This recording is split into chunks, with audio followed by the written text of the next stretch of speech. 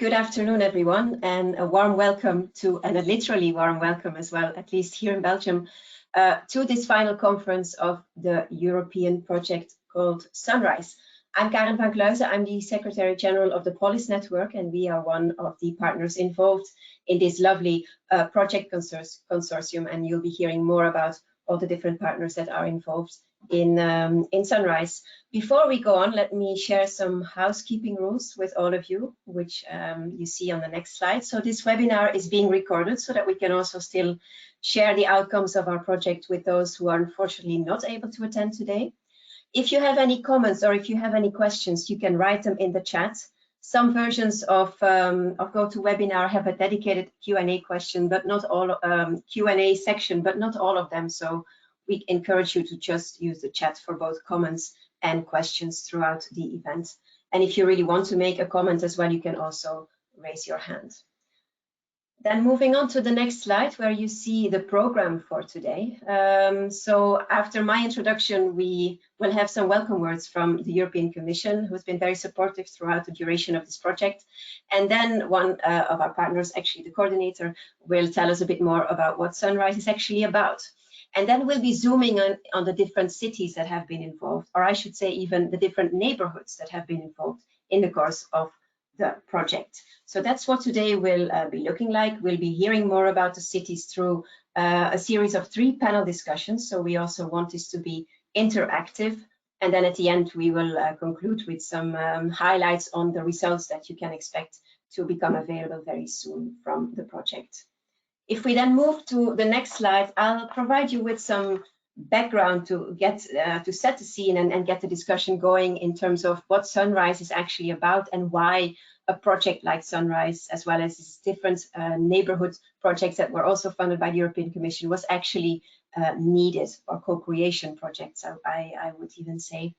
This is a beautiful slide from a very prestigious project that was in the pipeline in the city of Hamburg in the framework or the context of the Olympic Games 2024. And the plan was really to build an entire Olympic village, including a giant stadium in the middle of the city. And the main focus of the city administration was, I think, to really make an impression also on the Olympic Committee and the world when it comes to organizing the Olympic Games. But the citizens were less in favor and considered this to be an unsustainable and expensive project, and it was voted against by referendum. If we move on to the next slide, you see Brussels a couple of decades ago, and you see how it is evolving today. We are facing the legacy of decades of car-centric planning in the city of Brussels, and we need to deal with that. But today, the city is going through a transformation where the top-down car-based planning approach of before has been replaced by a citizens involvement strategy, which takes the citizens together hand in hand with the city to transform the city for the better and in favor of quality of life and against car-centric planning, to reduce also the burden of the car and the unfair allocation of space.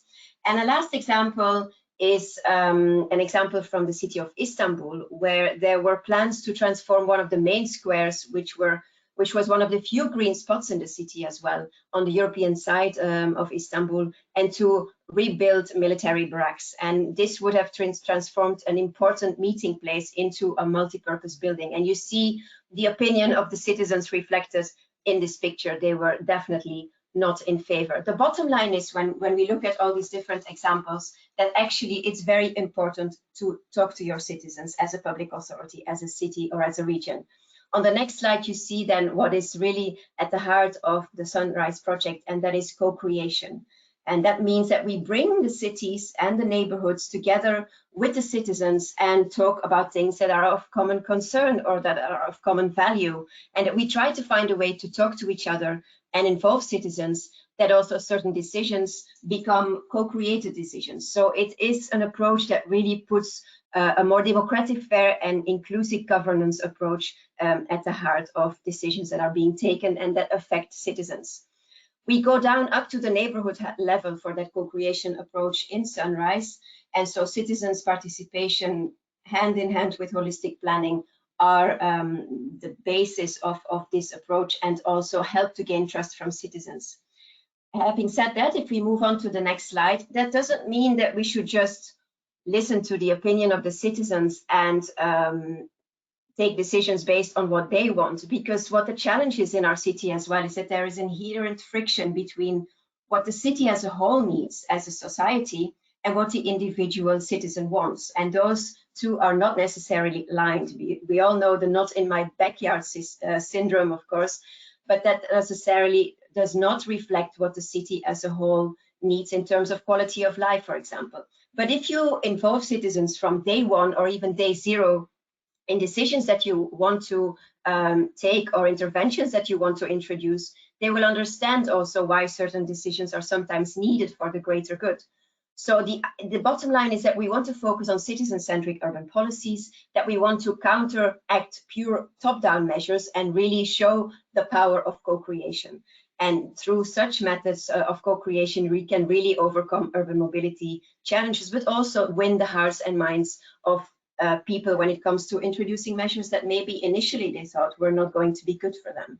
As we call it in Brussels, or as actually the Secretary of State calls it in Brussels, sometimes you have to make people happy against their own will, and co-creation could be a way of doing that throughout this process. So without any further ado, I'll leave it to others and bigger experts to really dive into the details of Sunrise and co-creation. But without any further ado, I would like to give the floor now to Luana Bidasca, who is Policy Officer at DG Move. And she has been following the project and has been supporting the project. And she will also reflect from the perspective of DG Move why this is an important project as well. Luana, the floor is yours. Thank you very much, Karen, for the introduction, and thank you for the opportunity to join you today. It is really a pleasure to see this project coming to a successful end, especially as I have had the opportunity to see it from up close, also working with some of you and the partners in the very beginning for the implementation of Sunrise. And since then, we've seen how the pilots and the co-creation methods that you applied in the participating cities have succeeded in engaging local residents, getting more buy-in for the city's projects, or tailoring interventions to the needs of the diverse groups of inhabitants. So therefore, we believe that this project has been enacting a key step for the Sustainable Urban Mobility Plan, the public participation process, which recommends very clearly to engage with stakeholders and with a wider population to gain insights, to better tailor solutions, and to achieve, therefore, the objectives of the Sustainable Urban Mobility Plan. And as you were showing as well, this becomes especially important when it comes to urban mobility, where necessary measures related to the urban space reallocation and design can create conflict sometimes between local authorities and the general public. For example, when it comes to the reallocation of space for bike lanes or reduction in parking spaces. So the so-called neighborhood projects, Sunrise, Metamorphosis, Cities for People and Mobility Urban Values, are now in a unique position to share their learnings with the community of cities and researchers, looking into co-design of solutions at the neighborhood level. In brackets, just to explain for the audience, Metamorphosis, Cities for People and Mobility Urban Values are the sister projects of Sunrise, which have ended a year before, last year precisely. So since Sunrise started, we have noticed even more attention to the ideas of co-creation for getting to attain climate objectives and more livable cities. For example, right now in Europe, we are discussing the Climate Neutral and Smart Cities mission, which is a new Horizon instrument, a Horizon Europe program instrument, dedicated to achieving climate neutrality in 100 cities by 2030. And this will bring with it a key element of engaging people so that the climate transition takes into account the needs and expectations of the people living in the affected areas. The decision on the missions, there will be 5 missions in total, will likely be taken by the project group of commissioners working on research and innovation on the 29th of June, and the call for expression of interest for the city's mission will be launched shortly after. Horizon Europe will continue to support such actions, especially through the R&I component of the city's mission, which would be published towards the end of the year or in early 2022, but also through other mechanisms, such as the Driving Urban Transition Partnership, which is a co-funded, co-sponsored partnership of the Horizon Europe Work Programme. It has at its core concept the 15-minute city idea, and will support not only fundamental research, but also small pilots in this area. The EIT Urban Mobility is also a place which addresses the issues of public space and public space reallocation, looking precisely at the neighborhood level. But also the new European Bauhaus movement, which is coordinated by the Joint Research Center of the European Commission, is taking also a look at how to co-design the neighborhood with people in a more, let's say, environmental friendly way.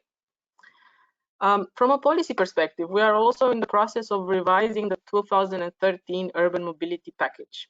And to this end, we are launching an open public consultation in the coming days to help shape the future initiative. This will be open until September, and I hope not only the project partners, but also the people in the audience will be able to contribute to this survey. So this is it from my side. Thank you again for the opportunity to address you today, and we look forward to hear more about the final results of the project in the sessions that you have planned. Thanks a lot, Luana, for setting the scene and also showing the relevance of this project as part of the bigger picture and the objectives that you have within the European Commission. Thanks a lot indeed. So let's hear a bit more about what Sunrise is actually about and what we have been doing over the last couple of years. And it's my pleasure to hand over now to the coordinator of the project, Kristin Tovaas, who has been working at Rupprecht Consult for more than 7 years and is a sustainable mobility consultant. So as mentioned, she was the great coordinator of this project, and she's also been very active in a related project called Inclusion in the past as well. Kristin, the floor is yours. Okay, great. Thanks so much, Karen. Let me just get situated here. Okay, great. So welcome everyone also from my side.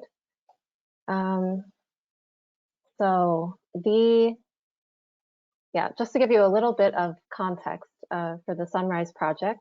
In essence, Sunrise has focused for the last 4 years on co-creating sustainable mobility solutions at the neighborhood level. But what does this actually mean in practice? If we take a closer look at these two elements, then as Karen mentioned, co-creation is the systematic process of creating new solutions with people and not for them. And essential to this is the formation of a strategic alliance between the municipality and also citizens and local key stakeholders. So it goes beyond traditional participatory methods and the traditional hierarchical organization structure to bring multiple stakeholders together to jointly produce a mutually valued outcome. And it involves citizens, communities in policy and service development. So as I said, over the past 4 years, we've used this approach to identify problems, develop solutions, implement solutions, and also to evaluate the entire process and assess the impact at the neighborhood level. So we chose to focus at the neighborhood level because this is where daily life unfolds, and it has a huge impact on people's quality of life, which is why many people tend to care about their neighborhood and maybe more inclined to get engaged. They also hold detailed knowledge about their urban environment, what's working well, what isn't working well, and how they wish it would change. So in that sense, they're seen as local experts. And focusing on this ensured the compatibility of any intervention with people's everyday lives. So these two key principles create a recipe for innovative and creative mobility solutions that benefit the participants personally and foster a greater sense of community, trust, and ownership when it comes to local urban development. So as you can imagine, this approach presents a number of opportunities for success. In terms of co-creation, it provides the local authority with access to people's local knowledge and crowd creativity, which they may not normally come into contact with. through traditional planning methods. It also builds a sense of ownership among everyone involved, including the beneficiaries of the mobility solutions. And in some instances, it can even help to save resources when the local residents are actively involved in implementation of the measures. And so when we apply co-creation specifically at the neighborhood level, we benefit from, not least of which, its manageable size, which is conducive to active travel. It's also the natural realm of somewhat harder to reach groups, such as children and elderly people. And the residents themselves are experts, as they have this detailed knowledge, as I mentioned, of the mobility challenges in their neighborhood. So over the past 4 years, our 6 action neighborhoods, which you see on this map here, which include Malmö, Bremen, Southend, Budapest, Thessaloniki, and Jerusalem, they have tested this approach, and our 7 technical support partners have provided support along the way. So within each of the action neighborhoods, this involved first, before developing any ideas for measures, gaining a detailed understanding of the mobility-related problems and needs as perceived by the residents, as well as identifying the neighborhood's specific strengths, weaknesses, opportunities, and threats.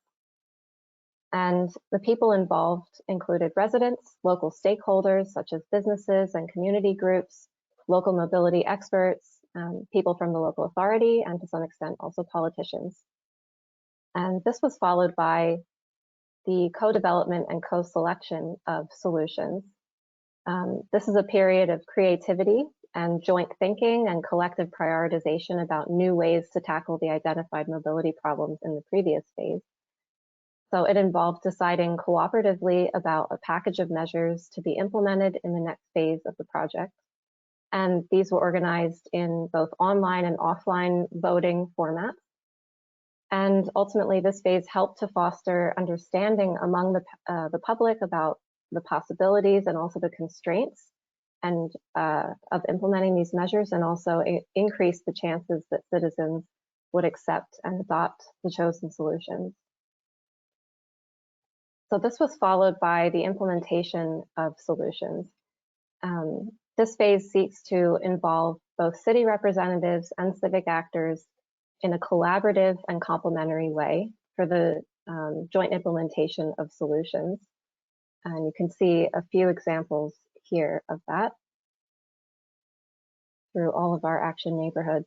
But of course, certain measures lend themselves more to co-implementation as opposed to pure implementation than others. And these typically are soft measures rather than the heavy infrastructural works, which can only be implemented by the responsible authority.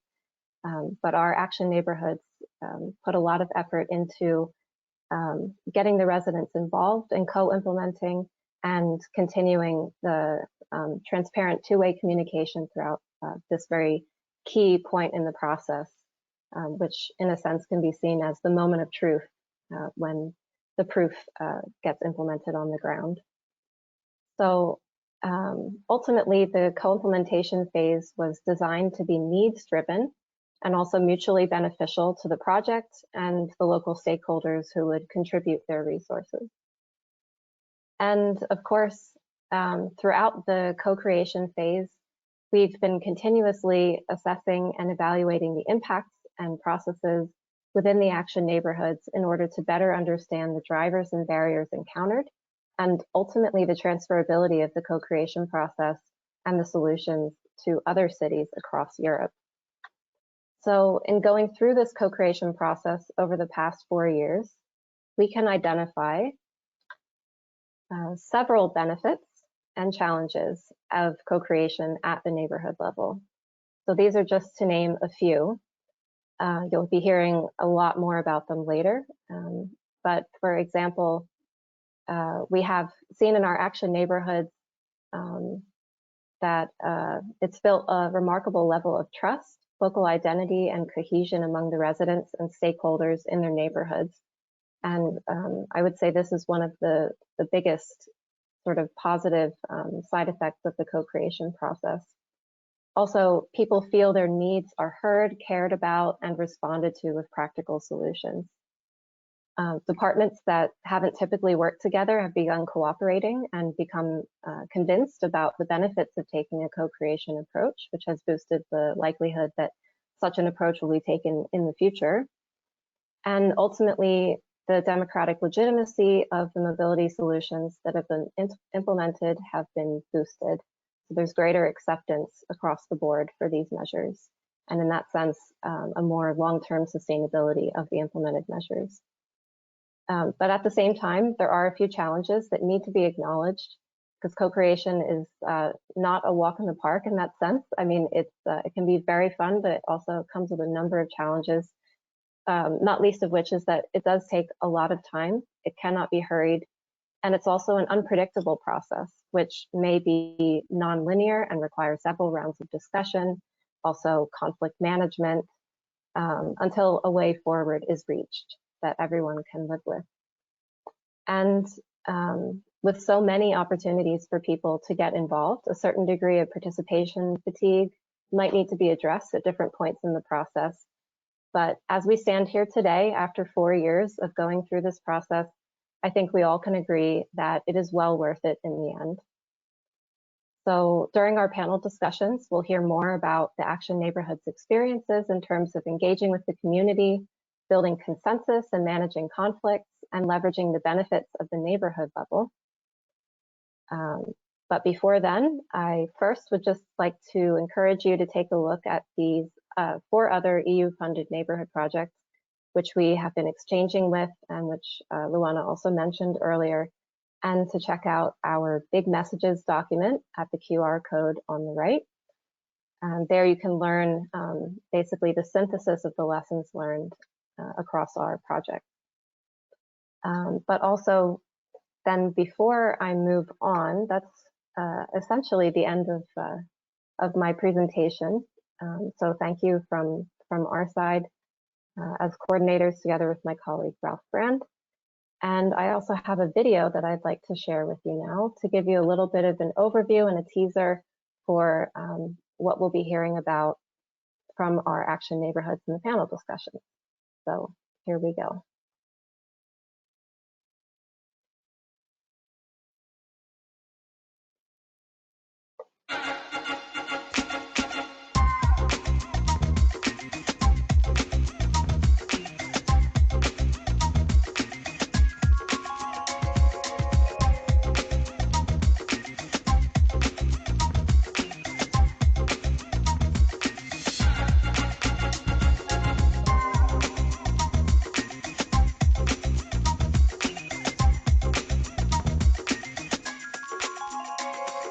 The outcome of Sunrise is significant.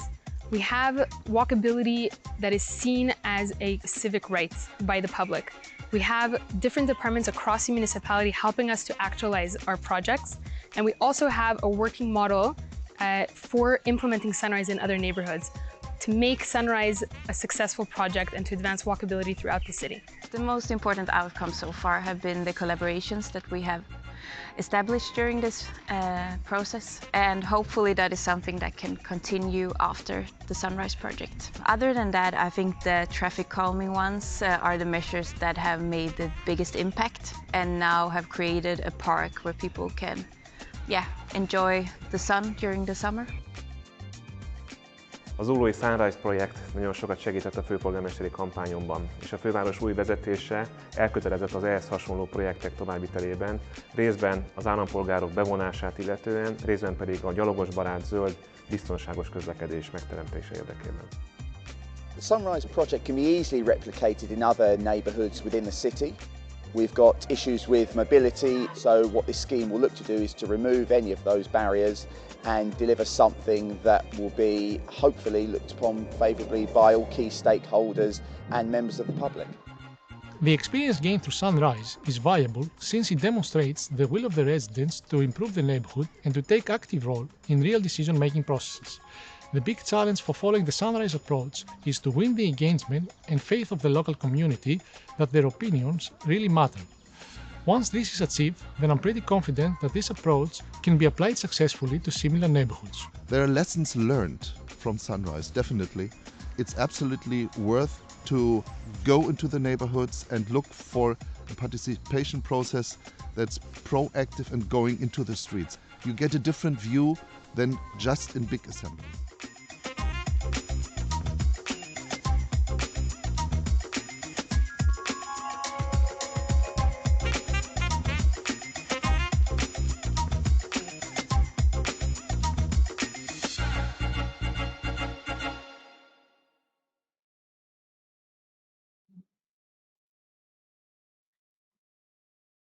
Okay. Lovely video indeed. Thank you, Kristin, for your introductory presentation and for showing us the video. If we go back then to the slides, I don't know if you could start sharing them again, Kristin, continuation of the introductory presentation. And I'll give you some insight in what you can expect for the rest of this afternoon. Let's see if it works. I see a desktop right now, but not yet the slides. Yes, so if you move on to the next slide, here we have the action neighborhoods indeed that you already saw as well in the video and that were introduced by Kristin. And that's the places we will be zooming into in the panels that we'll be following now. So in the first panel, if you move to the next slide, our focus will be on engaging the community, and we will visit both Malmö, which has been showing flexibility in a co-creation process and will tell us more about that. And then the next place we will visit is Thessaloniki, and they will tell us a bit more about how they've been winning the engagement and faith of the local community. In the second panel, which you find on the next slide, we will be focusing specifically on how to build consensus and manage conflicts, which very often you will come across in this approach. And Budapest will be telling us how they have been employing creative tools in terms of citizens' engagement, while Bremen will tell us all about how they have been dealing with conflict management for one of their neighborhoods. And then finally, in the third panel, which is on the next slide, indeed, we will show you how to leverage the benefits of the neighborhood level and going down really to that neighborhood level. Within this panel, we will pay a visit to Southend on Sea, and they have been convincing the national level of the benefits of co-creation. And in Jerusalem, they have been formalizing and transferring the sunrise approach to one specific neighborhood as well. So lots of interesting visits that we will be having, moving from one country to the next. That's the benefit of being in an online environment.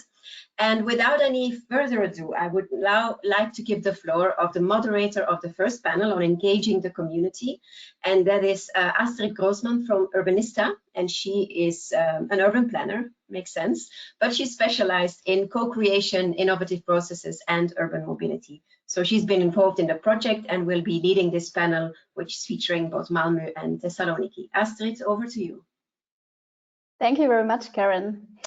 Indeed, also very warm welcome from Hamburg, Germany. My name is Astrid Grossmann. I'm working for Urbanista, an office for urban future strategies here in Hamburg, and the leader for the first Sunrise work package, co-identification and co-validation, where we have mostly advised and supported the city partners in setting up the process, finding the right process design, methods, actors, and settings. But today it is my pleasure to guide you through the first panel here, where two of our action neighborhoods, Malmö and Thessaloniki, will tell you about what has happened in their neighborhoods in the last few years within the framework of Sunrise.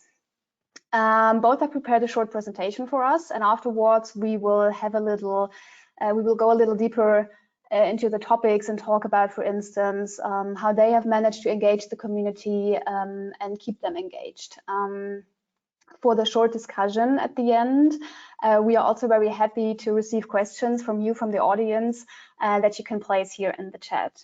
So we will start with the city of Malmö. I'm about to give the floor to Joanna Christensen and Amy Linde. They both work in the city of Malmö for the Department of Property, Street and Park Management. Amy is a co-designer developing ways of co-creating urban developments in Malmö, and Joanna's role is to find new and collaborative ways of working with urban development. Amy, Joanna, the stage is yours. Thank you, Astrid. I will try to show my screen. So I am Joanna. And I'm Emmy. And we're here from Lindängen in Malmö. And let's see here. So maybe just a reminder of where Malmö is located. It's in the south of Sweden. And it's right next to Denmark, where we are connected via a bridge. Yeah, so in Malmö, there's 350 people living in Malmö. And in Lindängen, which you see here, and our action neighborhood is home to 8,000 people, and it's in the south of Malmö. You can reach Lindängen by a 20-minute bike ride from the city center. And the bike infrastructure don't follow the main roads, but go through recreational areas and parks. In the blue table, you can see the 2030 goals for different transport modes, both for Malmö in total and per sub areas. And in the brackets, you find the 2013 model split. So Lindängen is part of the Fosie sub-area, highlighted in orange. And as you can see, the challenge for Fosie and Lindängen when it comes to sustainable mobility consists of reducing car use quite significantly, increasing the already high use of public transport, and encouraging walking and cycling. And we've been focusing most on boosting walking and cycling, and we will explain how and why later. What this table does not show, however, is that the inhabitants in Fosie and Lindängen make fewer trips compared to the city average. 2.3 trips per day per person compared to 2.6 per person. And some general facts about this neighborhood.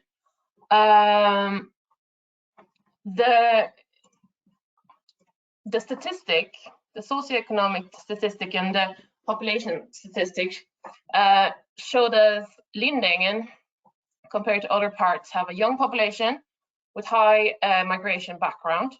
Unfortunately, the statistics also show quite high socioeconomic challenges.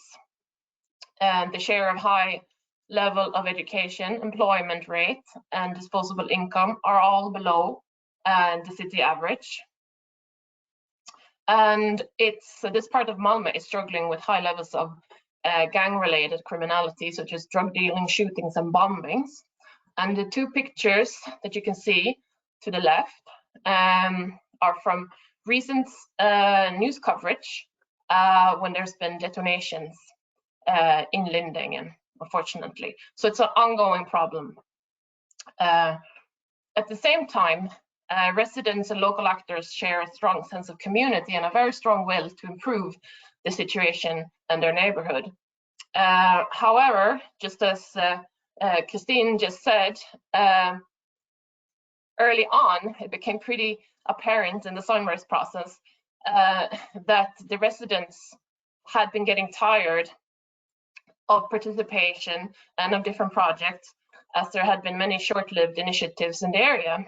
And they were expressing quite a widespread project and participation fatigue, which we also had to take in when we were kind of trying to get the residents engaged within the Sunrise framework.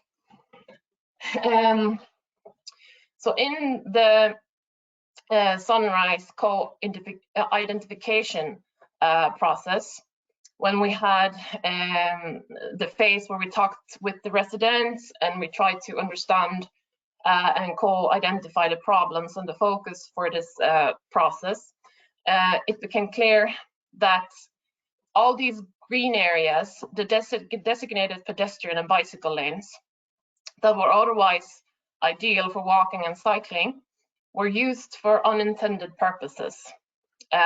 For example, as you can see in the picture, they were misused for shortcuts by car drivers, And as a parent, maybe you're hesitant to have your children playing in a park that drivers and motorists take shortcuts through. And also, it became apparent that the park were frequented by drug dealers and their customers, which made the people who had other errands in the park very uneasy and scared for their personal safety. And to add to the problem, residents also experienced that their park bikes tended to get stolen, regardless if it was on private or public bike parking spaces.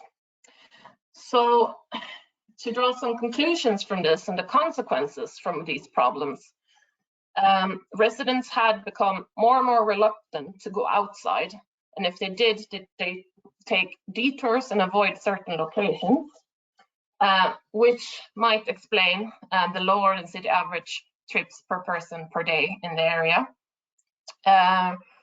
Pedestrian and bike lanes to and from the city center and to other neighborhoods nearby were not seen as attractive as they go through these areas where residents feel unsafe. All this leaves the neighborhood public spaces empty and uninviting. And also, since the residents are hesitant to replace their stolen bikes, maybe due to lack of resources, they tend to stop cycling altogether. And so all of these factors together created what we call a vicious cycle of unsustainable mobility that had to be broken somehow. Yeah, so we took these insights and turned them into 3 measure areas. Reclaim urban space, where we worked with measures to stop cars from driving through the park and on bike lanes. Activate urban space, where we were to activate the park with different measures to show the potential of usage of the park. And improving bike parking to prevent thefts of bikes around a building block. And this was done through different methods and measures, and you can see some of them in this collage. To co-create with local citizens, we worked with different visual tools, such as prototyping workshops, mapping exercises, and more game-like tools, all to create a more fun and easy way to talk about issues and solutions, and as a tool to overcome some of the language barriers that we experienced. To make the park more pleasant, both activities and new seating arrangements and flower beds were implemented. And to boost cycling, we implemented new bike stands and service stations together with a local housing, yeah, I forgot the word in English, but the local actor in the neighborhood. To make sure that everyone felt safe using the park, traffic calming measures to hinder cars from entering the park was a crucial measure to start the whole process with. But even if we were able to work and co-create with local actors and citizens and to implement measures, we also experienced a few challenges, of course, working with mobility and co-creation in this neighborhood. And for example, as Joanna mentioned before, Lindingen is a neighborhood where a lot of projects have been taking place and citizens are suffering from this project fatigue. It is therefore difficult to engage people, and when entering the neighborhood for such a short period of time, as 4 years is, it is hard and it is not enough time to create those relationships and the trust we needed. Mobility was never the most pressing issue for the citizens in this area. More pressing topics were personal safety and criminality, which made it difficult to engage people in this topic. This was also difficult since we in the project had the fixed top-down mobility focus that's built on a bottom-up process, assuming that residents that they should engage in co-creating mobility solutions with us. And this was a big challenge for us. And due to language and cultural barriers, it was difficult to reach all groups in the neighborhood. And as mentioned before, the lack of interest in the topic made it hard to engage people. So how did we then work around these challenges? Well, we tried to make the process relevant and easy to participate in. by both reframing the question as it was described by the citizens as a problem with safety and not by mobility, but also by being transparent with the process we were working on and by working together with already established actors and forums. We were invited and attended already planned activities, and that was a great way to reach the people where they already were meeting. It was crucial to be transparent about the resources and the framework of the project as well, to make sure that we did not create unrealistic expectations as we start this co-creation process. So what have we learned from this process here in Malmö? Well, we have learned that one size doesn't fit all. And when you co-create, things will change. Co-creation isn't a linear process. So the work process has to be flexible to accommodate this. And if you can't be flexible, if you can't change the scope of the project or align it better with what the citizens experience as the problem, then it's better to be honest with yourself and transparent with others to adopt and manage expectations on the level of co-creation. And we also learned that small and quick interventions can boost and build trust and hopefully create a growing ground for long-term engagement. And so Emmy and me asked ourselves, if we would do this all over again, what would we tell ourselves? We would tell ourselves that don't assume anything, investigate instead. Make sure to structure the project or process around an actual shared problem. If the issue isn't relevant to the stakeholders, why would they engage in the process? So be brave, be prepared to change your plans along the way.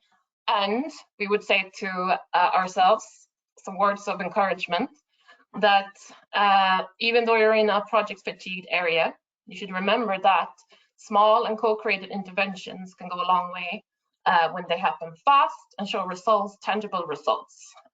So our last advice and recommendation is to still think big, but act small. Thank you so much for listening to us, and I will hand over to Astrid. Thank you very much, Emmy and Joanna. Next, I would like to welcome Dimitra Komyanou and Michail Karampasis from the city of Thessaloniki.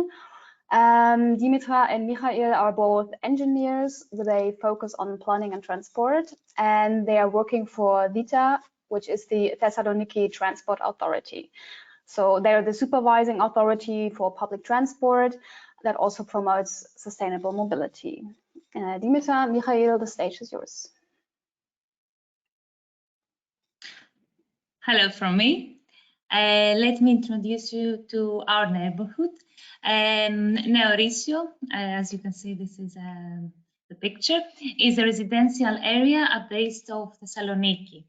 It has a population of around 3,000 inhabitants, and it has a local commercial activity and strong functional relationship with the center of Thermi, which is the center of the municipality, and the center of Thessaloniki, which is the center of the whole region, as you can see in the big map. The main mobility challenge in our neighborhood is that the car, as in the majority of the neighborhoods, is the dominant transport mode. Even though the overall size of the settlement is not large and most of the distance could be covered on foot. However, residents prefer to use their car even for small distances.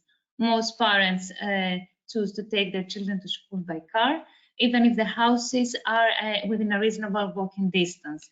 The main road, which passes through the neighborhood, causes congestion and high possibility of accident. Next slide, please. Neorisio is a very active community before Sunrise goes there. So we worked with a very supportive municipality and a very cooperative local council. Both of them helped us to build a strong and active core group. This group was the key to the mobilization of the local community. Building this group required several different approaches. To initiate engagement with the local community, we make the project known. We participate in the greater local public fest. You can see some pictures from there, where most of the residents attend. There we distributed promotional material, organized activities with the children, and invited all the attendees to the official opening of the project. Citizens from Neo-Risio embraced Sunrise and supported him from the very beginning. At the kick-off meeting, we had a number of residents and a number of representatives participate in the event and passed their enthusiasm to the rest of the neighborhood. You can see some pictures of the meetings that we do at the kick-off meeting and the core group meeting. Next slide. During the co-identification phase, in order to collect as much information as possible concerning the problems and the needs of the area, we set a website to facilitate this collection. Complementary to this, we organize meetings with the different representatives from all the local networks. And we were very happy to gather more than 300 problems and ideas. The main problems that the people revealed during this process was that there were inadequate urban equipment for the public transport, limited infrastructure regarding biking. There was just a bicycle lane. They said that there were traffic safety problems around the school and in the center of our neighborhood, and we have limited and vandalizing signing in the whole area. Next slide. The core group followed up all the co-creation processes. During the meetings, we co-develop and co-select the solutions that they were finally implement. We try to develop solutions that would promote safe measures of transport like walking, cycling, and of course the use of public transport for bigger distances.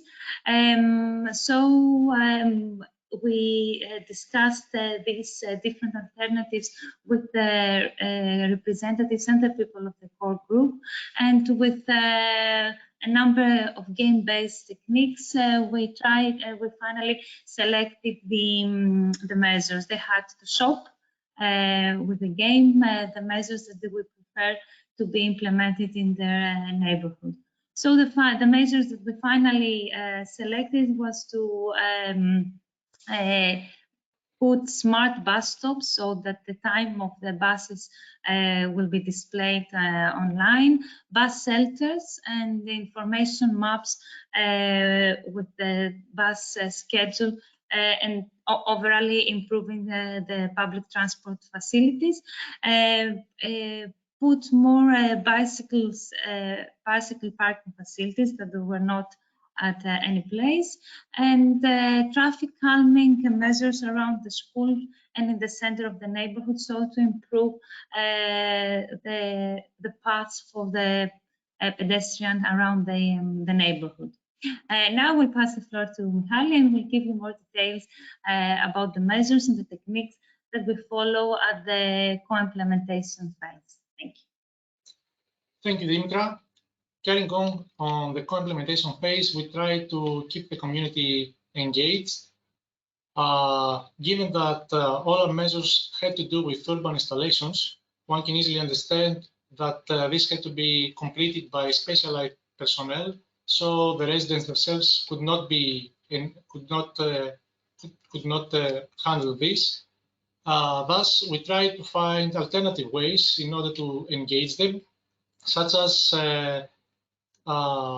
doing a poster for the bus shelters with the youths of Neo-Risio, a newly established group in our neighborhood, or repainting the bicycle lanes, the faded signs of the bicycle lanes with the youths and with members from the CG group, or keeping them engaged with online polls where actually the residents of the neighborhood select the color for the bicycle racks.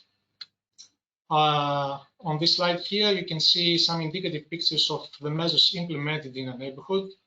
On the upper left, you can see the bus shelters with the printed poster designed by the youths of Neo-Risio. On the next two upper photos, you can see the bicycle racks, some of the bicycle racks installed on two of the four decided places at the back, at the yard of the new high school and outside the football field. Below, you can see some of the traffic calming measures that we have completed, which include the Let's Be traffic signs on this photo, but also there are several others that include pedestrian walks and more signing. Another photo here of the smart bus stop installed within the neighborhood, which is quite innovative since it's solar powered. It's one of the few solar powered in overall Thessaloniki, not just this neighborhood. And finally, the new informational map in a neighborhood, which is installed in two centrally located places. During this phase, the co-assessment and co-evaluation, which was a phase that took from the beginning to the very end of the project, we tried to keep engaged the community by having workshops, live and online questionnaires, and online polls.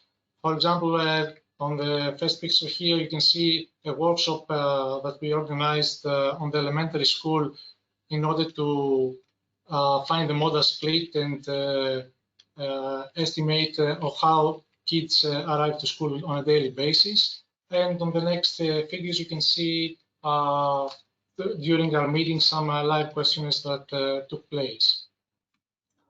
As expected, on all projects such as this, we faced some major challenges. One of these, which is similar to what Malmö, I guess, had, is project fatigue. In conjunction with some bureaucracy issues that we had in order to get some permits from the installations, created some annoyance and frustration to the residents of our neighborhood. So we try to overcome this by keeping them engaged with those activities. And of course, we shouldn't forget the COVID-19, which had the communication with the core group. We couldn't have any live meetings, and we tried to engage them by online calls. Some major successes of our project are that we managed to build a trustworthy network. We made the participatory process of the neighborhood a part of everyday life, and we created some new collaborations, especially with the youths of Neo-Risio, who proved to be a very active group, and they wanted to really make a change to the neighborhood. Some SUNBEAMS that show the very essence for our neighborhood is that small interventions can have an impact, a great impact in a neighborhood. This is basically what happened to our neighborhood, given that the interventions themselves are not considered such too innovative, per se. But once people in the group saw that the things happen, they saw us with a different eye. And also, you have to be patient and keep engaged in the neighborhood throughout the whole process by having some parallel activities. An example of this is shown below. For example, we have them. We've included them on the promotional video. We organized an activity, a biking activity for the World Bicycle Day, or we had the photo contest that promoted sustainable mobility. Pretty much that's it for us. If you want to get in touch, these are our website, Instagram and Facebook page. Hope somebody got inspired from us. Thank you very much.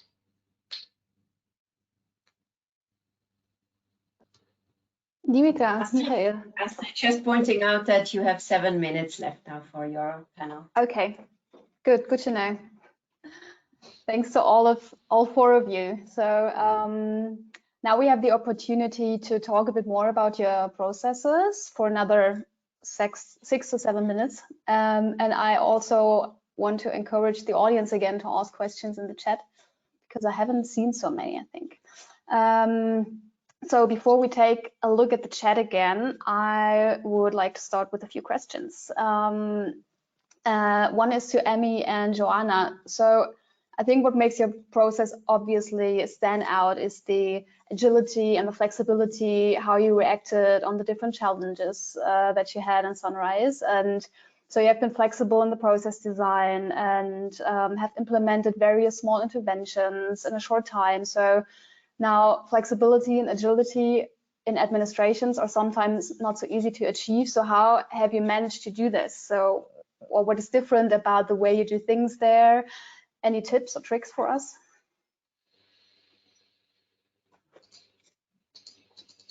You're muted, Joanna.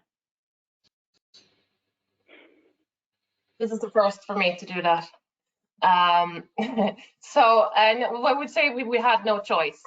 We had to be flexible and we had to learn along the way on how to find way forward.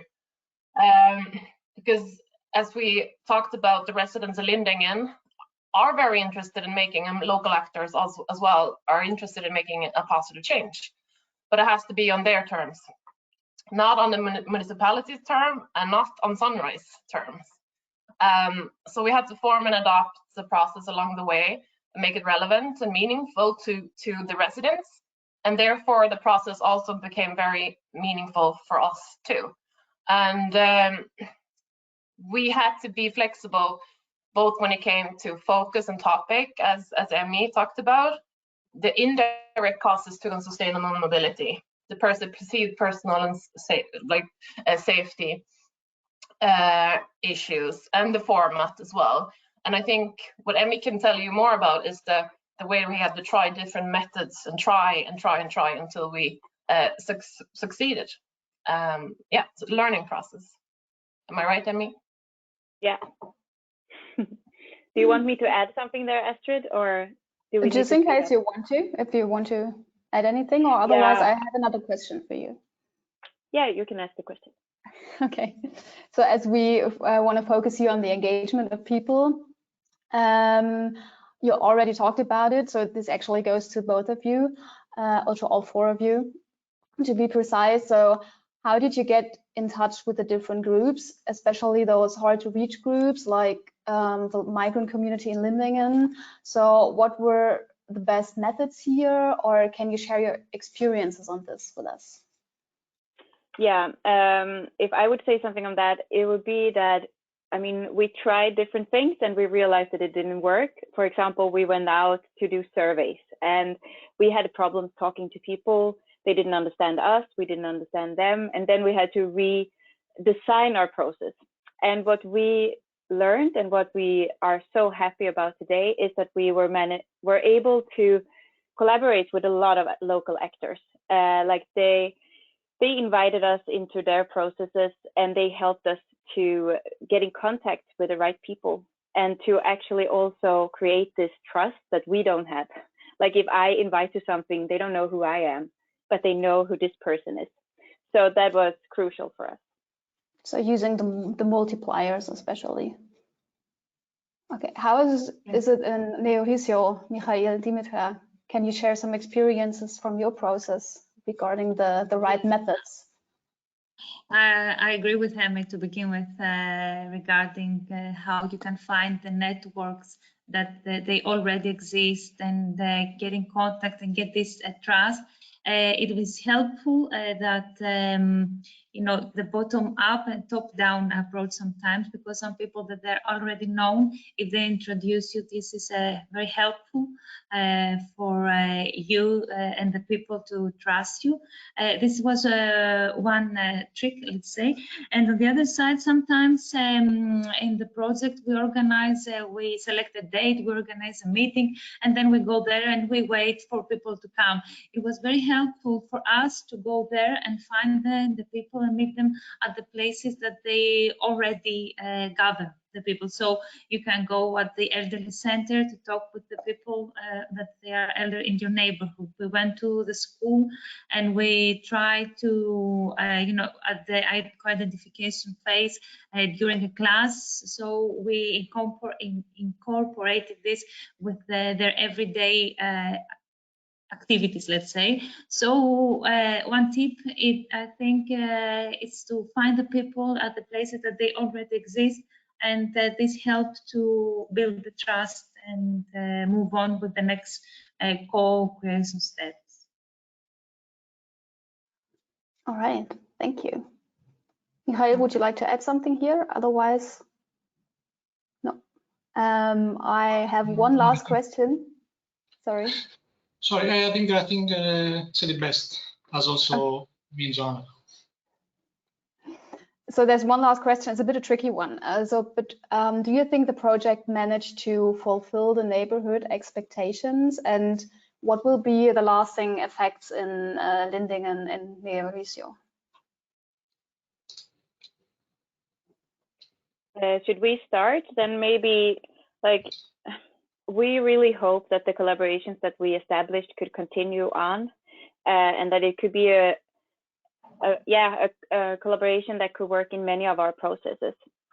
There have been one project right after our measures in the neighborhood that we could help with, because we already had the established relationships with people in the neighborhood. So that was a really good side effect of the process.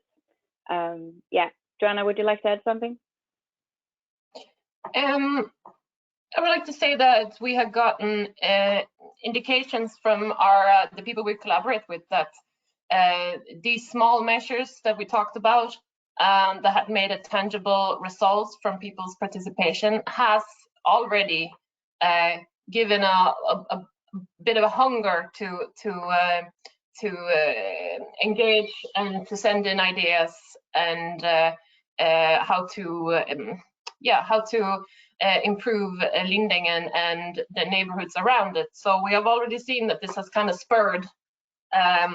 sparked something because we have been able to show quick results when someone has said something. This isn't working, or we would like to have this, and so on. So that kind of started an appetite for more, which is very, very encouraging and positive to see. Great, thanks. Should I say what applies in our case? I'd say that overall, yes, it did. Sunrise fulfilled the expectations of the neighborhood. As always in projects like this, and as Joanna said, it's always difficult to manage expectations as people tend to ask more and more. However, in our case, they recognized the overall extent of Sunrise, and once they saw that the measures that we co-selected, co-developed, and co-implemented, they were happy enough.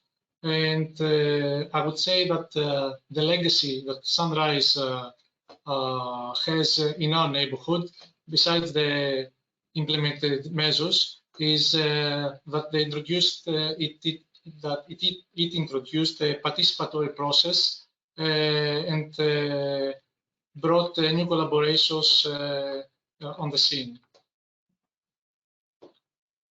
All right, thank you very much. I think I could go on for hours, but Karen is here, which means we should leave the stage to the other city partners as well. So thank you very much to all of you, and thank you. See you soon. Thank you. Thank you indeed for sharing your interesting stories from your respective neighborhoods, and thank you, Astrid, for moderating the panel. It means that the next thing on our agenda is actually the coffee break. So we will reconvene and start with panel 2 at 3:15 sharp. So you have 7 minutes to get a coffee or a glass of water and then return for panel 2 at 15 past. See you then.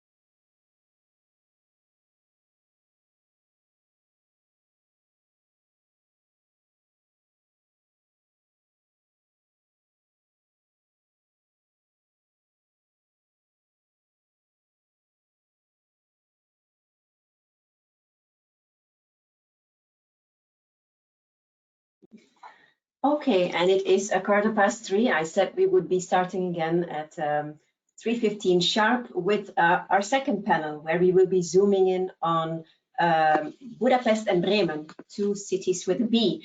And it's my pleasure now to hand over to Lukas Franta from the Technical University of Vienna, who will be moderating this panel and is also one of the technical partners in the Sunrise project. Over to you, Lukas. Thank you, Karen. A big welcome as well from me. My name is Lukas Franta. I work at the Technical University of Vienna, Department of Urban Planning, Center of Sociology. In the Sunrise project, I was together with my colleague Nadine Haufe, who's today here in the audience as well, responsible for the co-development and co-selection phase in the Sunrise project. So that was the part where all the ideas and problems that have been collected should be transformed in direct measure ideas that are to be implemented further on. Besides that, we are as well responsible for the process evaluation in Sunrise. The topic of this panel is building consensus and managing conflicts. And in the panel, I want to welcome as well our panelists, which is Noemi Sabo from Mobilissimus, which is a Budapest-based company for mobility planning, Susanna Kirali, who works at the district administration of Suglo, in which the neighborhood of Sunrise is located. She is responsible for communication and sustainability management. And from Bremen, I welcome Susanne Findeisen and Michael Glotz-Richter, who both work at the Senator for Climate Protection, Environment, Mobility and Urban Development. And both are focused on mobility issues in Bremen. Now, you might think why building consensus and managing conflicts is part of our presentation today. And for that, I want to take a closer look at the definition of co-creation. So co-creation is the ensemble of mutually influential processes in which actors from different sectors of society interact and collaborate for finding solutions to urban challenges. And the key part in there is that different actors from different sectors of society interact and collaborate. So that means that in co-creation, we deal with a big variety of actors, and all of these actors bring in their own set of interests, their own requirements and needs regarding the co-creation process and how they can be best involved. For co-creation processes, that means we need to have very different co-creation methods for all the different kind of actors and local contexts. And at the same time, we need to be able to balance differing and sometimes even conflicting interests. And these are the aspects that we're going to look now in the following two presentations. First, I invite Noemi Sabo and Susanna Kirali from Budapest to talk about creative tools and citizen engagement for building consensus. And this will be followed by a presentation of Susanne Findeisen and Michael Glotz-Richter on differing interests and conflict management. Noemi and Susanna, the floor is yours. Thank you, Lukas.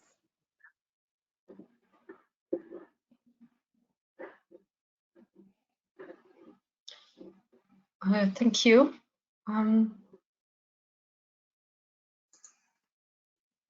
Sorry, I cannot see this pop-up window where I can share my screen. I'm allowed to share my screen now? Oh, now, okay, it's good. Okay, here we go. Okay, I hope you can see it now. Okay, so good afternoon to everyone. As Lukas said, we are going to present you the Budapest case, namely what kind of creative tools we have used to involve citizens in this co-creation project. First, a few sentences about our area. It's called Törökör, and it's located in the 14th district of Budapest. The 14th district is in the transition zone of the city, so it means that it's between the city center and the outskirts of the city. The neighborhood Törökör has around 12,000 inhabitants. And here we put some pictures about the neighborhood, which shows the atmosphere.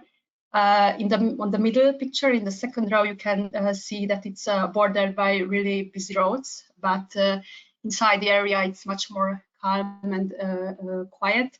There are wide roads with a lot of greenery. It's mainly a residential area, but there are other functions as well. Like there are some shopping centers, business buildings, and what's important that there are a lot of educational institutions. So we go through one by one on the different co-create methods what we used. The first one was actually the most successful one. It was a problem mapping tool, which we did both online and offline. The method was simple. We used a big satellite map, and the people could put stickers or add points to where they sense that there are some problems regarding mobility in the area, or there are something which is going really well. The online platform was available for several weeks, and with a paper-based map, we did a series of pop-up events where we went out to different busy locations in the neighborhood, like, for example, in front of schools, kindergartens, or to playgrounds, or in front of a shopping center. And we tried to engage with the people and ask them to contribute to this map. Our experience is that people really liked it. They just liked to see the map and try to figure it out. Where do they live, where their school or workplace is, and which route they take. So our experience was really, really good. Altogether, we collected around 400 feedback items, and if we count also the comments, which was possible to do on the online web page, it's altogether more than 700 feedback items. So actually, this was the basis for our project, because the result at the end, it's a map which really reflects very well the mobility situation of the area, and really shows where are the weak points, where are the good points of this area. The second method was a questionnaire. We did also in the beginning of the project, so in the co-identification phase. It was a questionnaire with open questions where the people could just write down their problems regarding the different mobility modes. This was not that successful than the first one. And the third method, we did it in the co-design phase. It was a thematic walks. We organized 2 thematic walks, the first with the blind and the visually impaired people, and the second with the disabled people. These walks had 2 aims. The first was to find out more problems, or find out what are those problems regarding mobility in the area, which is a problem for these groups who have special mobility needs. And the second aim was, it had some awareness raising effect as well, because in the first walk we had the possibility to step into their shoes and try to walk in the area with our eyes closed and with the help of a stick. So it was really good for the whole project team, for the representatives of the municipality to experience the problem of the people. And now Gigi will tell about the other methods. Okay, thank you, Naomi. So I will continue with some further steps and further tools what we used during this whole co-creation process to find out what are the best solutions for the community locally here in Törökör, and how could we involve people and deliberate them to share their needs and ideas. So the next tool what we used during the process was workshops, where they were open workshops. They were open for all of the community. Anybody could come here, and the aim of these workshops were to collect not just problems, because we had a lot of problems collected during the problem mapping phase, but in this phase we wanted to turn to the solutions to find out how could do better the sustainable mobility in Törökür. And the main principle of these workshops were not to pre-evaluate, not to evaluate, not to prejudge any ideas. We wanted to deliberate people and give them the floor and let them to show how they imagine the future of Törökür in aspect of mobility. And this was also a very successful way to collect ideas and find out and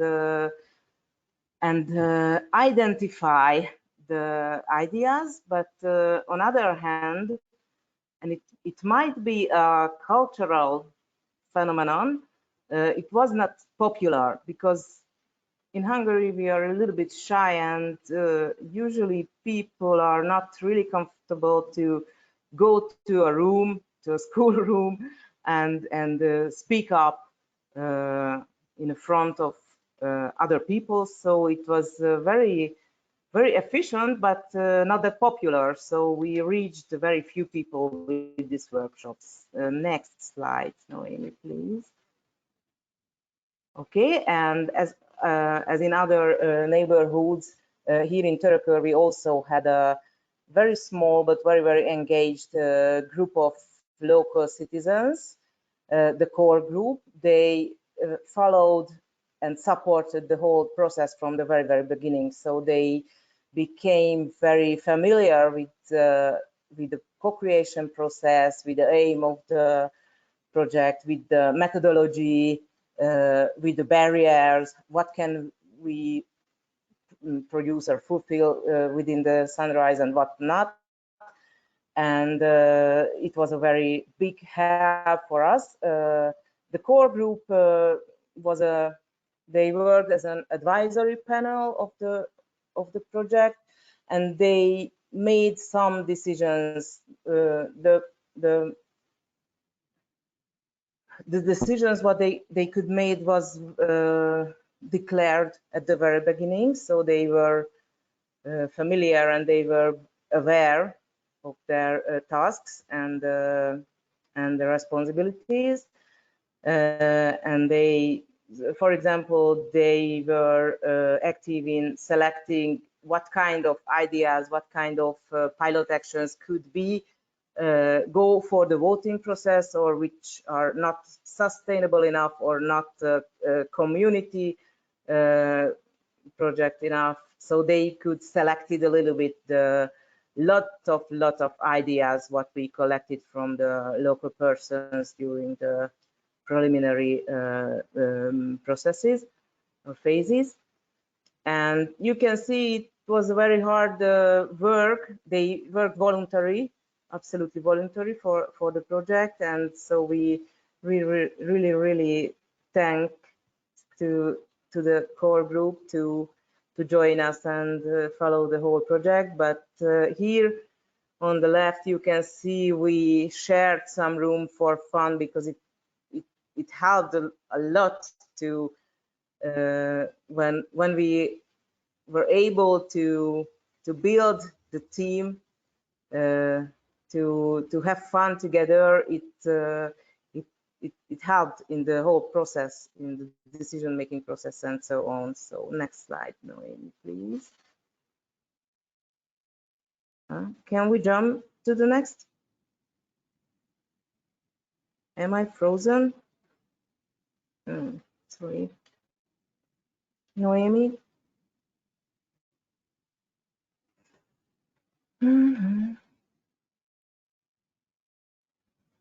Something happens with the presentation. Okay, so we are on the next slide, the promotion of pilot ideas. It was very important for us to to get in contact continuously every day, every week with our target groups. So we used a lot of channels to provide information and to show, to present the whole process to the local community, to make it transparent. So you can see here a few tools what we use in our communication. For example, you can see here a Facebook page. We managed a huge Facebook campaign to reach the people, to inform them what happens in the sunrise. We had some leaflets and posters, and we published regularly about the process, about the voting, and about everything in Sunrise on our Mise au Blanc website. Next slide, please.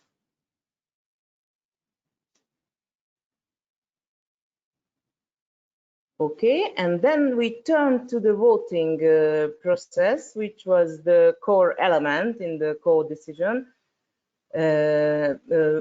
People were invited to select their favorite pilot actions, but as we had only a limited amount for these pilot actions, and a lot of fancy and attractive pilot actions in the sunrise, then people should choose. So they were pushed to choose something.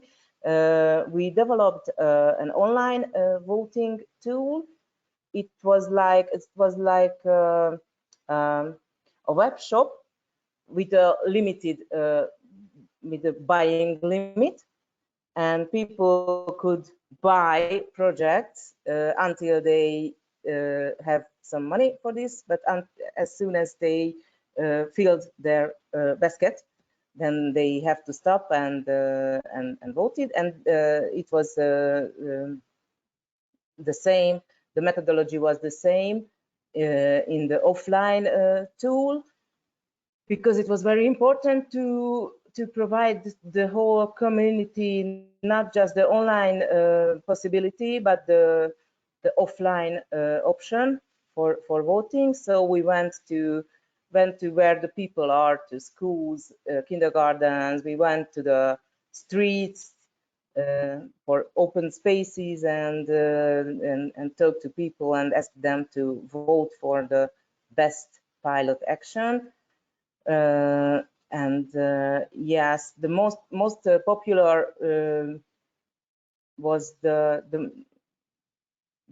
most popular was the online tool, because it was very easy to use, but the offline events were very important to promote the whole process, to invite the people to vote. We can jump to the next. And at the end, the live test phase was our, I can say, one of the most important tool what we use to get on the same page with the people, because no any communication, no any campaign can act as a live action. So in the final in 2019 we organized. Susanna, just please, one more minute, please. Okay, so we organized a test phase for 2 actions, and we received a huge amount of feedbacks from the people, and it was very important to show them in live what can happen if they choose 1 or 2 actions, pilot actions. Okay, thank you very much. This is the end.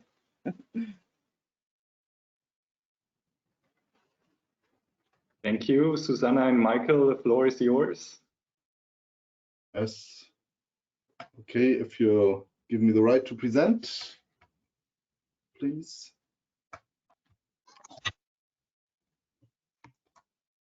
Try to stick to the 10 minutes, please. Yeah. So do you see the screen? Yes. Okay, then let's go to Bremen to see the connection between co-creation and conflict management, and to learn a little bit different from the introduction, that it's not going about the opinion of the citizens, but the opinions of the citizens. There is not a single opinion. I think this is something that we have to take into account right from the beginning. Bremen, just to let you know, a city of a bit more than 500,000 inhabitants, is known as a cycling city with 25% of modal share for cycling. But it's also a walking city, as most of the European cities, a share also of 25% of all trips of our citizens done by walking from start to destination. So in total, you can see half of the trips done by these active modes. Where's our Sunrise neighborhood? It's in the east. It's about 2 kilometers away from the historic city center. It's around a hospital, and that's important because there's a lot of parking pressure and traffic also caused by this hospital. And with the reorganization of the hospital, there were also a new housing development. Yeah, and now we see the problems that were there when we started the action. Sidewalks were used illegally for parking. Here you see a mom with a little child, and a few meters later, because it was so narrow, they could not walk side by side. People more and more walked on the street, and about 26% of all the parked cars were not moved within 3 consecutive days. And this was a study, a survey that was carried out before Corona, data from 2018 and 2019. And here you see also, which is an absolute no-go, that waste collecting vehicles or firefighters in case have problems to get through. So there was a clear need to reorganize the street space. The problem grew also because the cars became longer and wider, and this increased the problem overall. So it's all about space science, we call it. And it's reorganizing street space in a co-creative way.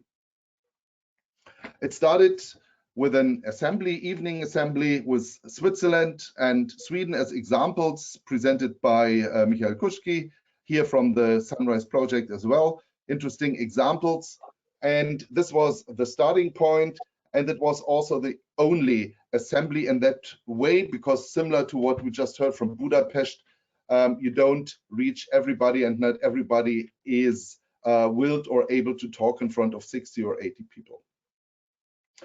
Instead, we had a lot of small group meetings here already starting on the kickoff, that we looked at different parts of the neighborhood, collected problems, collected ideas for solving the problems or mitigating the problems. The next step was that we went on street, and that's quite important, because what you see here also in the photos is you are able to reach others than the usual suspects. Families with small children usually don't go to evening assemblies. Yeah, it's also a man-woman thing. It's a thing about elderly and younger people or kids. It's about handicapped and non-handicapped people. So this is quite important point. With support from Urbanista, we had also an online participation tool here with 380 comments. Also with georeferencing, you could see ideas or comments on problems very specifically on certain areas. And if we look at the word cloud, you see here that illegal parking is by far #1 problem, but also parking pressure. And that's, let's say, the other side of the coin. This is something to be mitigated because you cannot solve it. That's something that needs to be clear also when you talk to people, that this is not a thing that you can easily solve. You cannot let it be as it was. So we continued also with with street walks, and here you see also that there were people which we don't expect coming to evening assemblies, and even bad weather did not stop people from coming and talking, discussing, and it was already very clear there is not a single one opinion approach, but it's a variety of thoughts and of needs and wishes. There was in the elected borough committee a unanimous decision for reorganizing street space and for residential parking. We informed the people by bulk mail, also showing what are, let's say, innovative alternatives in the field of mobility, what are the reasons to do so, what we do. And then it started with a delay due to Corona in November last year, and it was simply showing where to park and where not to park. And here you see one of these streets, one of 6 streets which we had to reorganize completely in the before situation and in the after situation. 6 streets out of 20. Of course, you have to have enforcement, that rules are to be taken seriously. And we develop more sharing options like cargo bike sharing, which is available there in the neighborhood by the German Cyclist Federation. And also car sharing was further implemented with 2 further stations, 5 more cars, knowing that every car sharing car in Bremen takes 16 cars off the road. And yeah, here you see before and after. And it's about 1,600 meters of sidewalk that were made usable again. But on the other side, about 150 cars had to be taken out. There is a parking spot about 300 meters away on the hospital area, but it's pay parking, and not everybody was used to pay for parking because it was so far parking for free. And another photo where you see this was also one of the sidewalks where cars were parked, and now these people have the chance to move around conveniently. The waste collectors are part of our fan club now, because this street was also subject of parking on both sides, where the people in the waste collecting vehicles always had problems. Yeah, and there were reactions by those who want or see a priority in parking. They said, oh, it was all cheating. We feel deceived. 120 parking spots lost. They call it dogmatism of mobility. They say, our opinion is not seriously considered. And also there was then the next wave of reactions showing, oh, here in the windows, saying it's a very good solution, finally, no parking on sidewalks. So not one opinion of citizens, but opinions of citizens. And that's the short and quick ride through Bremen. And now Susanne and me, we are available for questions. Thank you for your attention. I hope I kept my 10 minutes. Yes, perfect, perfect, impressive.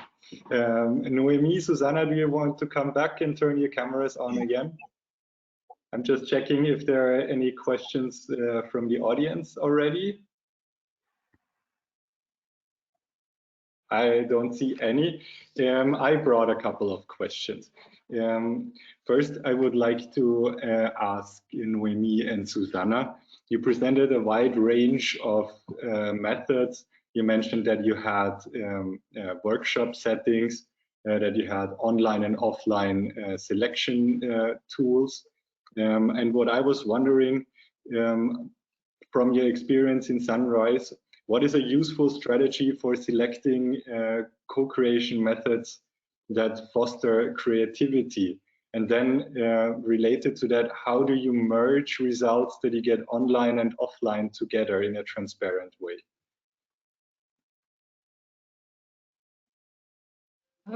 Can I start, Zsuzsi? Okay. I think that to foster creativity, you really need to use creative tools, and our experience really shows this, that the black and white traditional questionnaire that we used wasn't that successful, but all of those tools which were creative and new and colorful, those were the popular ones, namely the problem mapping with the satellite map and the participatory budgeting voting tool. So these tools are, so the participants, they feel that they are playing a game. So I think these were the successful one. And to the other question, how we merge the results, it was not easy because there were several hundreds of results from different sources, but we tried to put everything onto the map, onto the online map in a GIS system, and try to handle them together there. Okay, Susie, do you want to add something to that? I just want to add that if you want to involve the local persons, you have to calculate with the time, because not of all are, or most of the people don't want to spend too much time on your project. So if you have the proper tools to get prompt feedbacks, fast feedback from the people as they just spend 2 or 3 minutes for the voting, then you can be much more successful than if you need too much time from them. So if you have to spare their time. Okay, thank you very much. We have a question from the audience to Bremen. It is asked, Susanne, how did you respond to the negative reactions that you have received as well? Yeah, it was a very important topic to just realize that there are negative reactions, and actually this was not unexpected for us, because we knew from the start that we are dealing here with a topic which has a very high conflict potential. So it was not unexpected. From the start, we knew that we have to take the negative reactions seriously. So to take them up and to really invest time to explain the measures, to explain, for example, the legal framework we are working in here. In our case, the illegal parking, like the parking on sidewalks, is actually not legal. So really explain that sort of the options we have are limited. And also to explain, for example, the ethical framework we are working in. Sort of, do we have to consider the rights of people who are sitting in a wheelchair, for example? So to explain that really is important. On the other hand, it is important to realize that you probably don't reach everybody. So you can increase the acceptance with explaining and taking time and so on, but you will not be able to convince everybody that this actually are good measures. And so that's something we have to live with, and we have to also explain to the politics, who still have to support the project. In Bremen, actually, the Sunrise project is a blueprint for more neighborhoods. This will be implemented in many parts of the street. So to keep the political support is really important for us. So one more thing, we invest a lot in communication activities, actually, to further explain and to also show the conflicts, to be very transparent about it. For example, at the moment, we are producing a Sunrise video where we exactly try to transport that. Okay, thank you very much. I see that we're almost at the end of our panel time, but I would like to end with one more question to all 4 of you. It's a big question, but I was just thinking, our panel is called Building Consensus. And when I was listening to all of your presentations, I was wondering, do we really need to have a consensus in a co-creation process? Or who's first? Yeah, well, I think communication is the key word. We should not expect that everybody agrees and that you can be everybody's darling. That's definitely a point. And mobility is something that's quite often emotionally overcharged, especially the car. And it's not easy to have a real rational debate when you are talking with emotion or things that are so much emotionally related. So one of the results is don't expect to have a real consensus that you have 100% of people agreeing. It's simply that it's already something when people understand the necessity. We had street talks where people said, I'm a car driver, I don't like it, but I understand that it's necessary. And I think this is already quite important message. Okay, great, thank you. Susanna and Noemi, what is your? Yes, it's a very hard question. But I mean, if you have the frames of your co-creation project, if you have the direction, if you have and communicate and make it transparent, if you have the principles, the basis, what are you working on, then in this frame and on this basis with these principles you can find a consensus, but it's not, maybe it's not for everybody, but you are in a frame of a project. So if you first you have to make clear what is the direction and what we are doing now, what are the limits.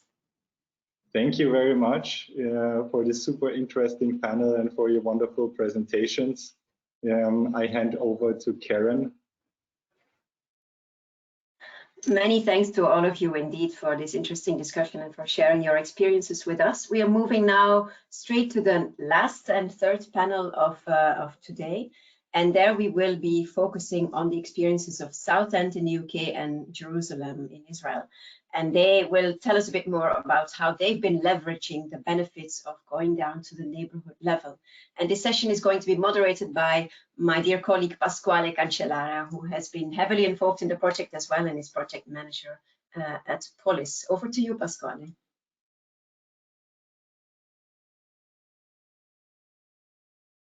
We cannot hear you. Thank you very much, Karen. Can you hear me? Yes, we can hear you now. And Perfect. You have until 4:25 for this panel. Thank you. Thank you very much, Karen, for this introduction indeed. And I will go through, I will highlight the benefits of working on the neighborhood level in Sunrise.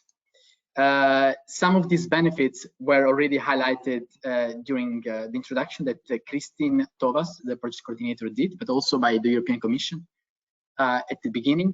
The neighborhood is the extended version of the home, so it's where the place where everyday life unfolds. And this is what we discovered also with Sunrise, that all neighborhoods were so much involved in the everyday life. So they meet people in the street, they talk to people. The neighborhood is also the place that has a limited distances, simply because of the unit as a special unit. And this is conducive to active modes. And the active modes, if you think about it, they also facilitate human-to-human encounters. And this also creates a stronger sense of community in the neighborhood. Active modes also, we know from several studies that active modes typically help local businesses. They strengthen local businesses. So this is also very vital and important for the neighborhood as a special entity. Also, the problems and the effects of interventions in neighborhoods are more direct and tangible, simply because you can experiment and you can have an action research at this level. There are many other benefits linked to the neighborhood level, but I will also let the panelists highlight them later. Just to mention also some challenges also linked to the neighborhood level, or working with the neighborhood as a special entity. Simply, you are limited as in terms of funds as authority. It doesn't always correspond, the neighborhood, to the given city's administrative boundary. And this is where, for example, you could look for a citywide complementarity with the SUMP, with the Sustainable Urban Mobility Planning, for instance. There might also be neighborhoods, some tensions between competing types of space usage, which means that people look at the space in a different way, and this is normal. So in that case, you have to manage those conflicts in this respect. And also, I told before that there is a sense of community, a sense of place in neighborhood, but at the same time, this can also bring to a sort of closeness. So local communities could often be too closed around themselves and accessible on the other side. So you have like pro and cons at the same time. And there are other challenges that you can also find in this big messages publication that it was also mentioned at the beginning of our final conference, where we have highlighted the big messages coming and the lessons learned coming from the 4 project from Summarise and its sister projects on co-creative mobility initiative in neighborhoods. And one of these is of course linked to the benefits of working on the neighborhood level. But to move on, I would now like to give the floor to our panelists, and in particular to our last neighborhoods that are part of the Summarise project, which is Southend-on-Sea, a town in England, and we'll hear more about how to convince the national level of the benefits of co-creation, and we'll hear more about the neighborhood in Southend-on-Sea, which was the city center, and then we go to Jerusalem, who are formalizing and transferring the Summarise approach. So they will showcase, they will tell us how the Summarise approach was so successful that actually they are reproducing it, they are transferring it to other neighborhoods. And so we will hear more about it. So I will give now the floor to our first neighborhood, to Southend-on-Sea, and in particular to Ed Brown, who is a senior engineer at the Southend-on-Sea Borough Council. And then we will go to Jerusalem, and then we will have a panel discussion together. Ed, the floor is yours. Oh, sorry, Pasquale. It's Andrew Gibbons. I'll take over this part, and then Ed can do the second part. If I just share this screen 1 second.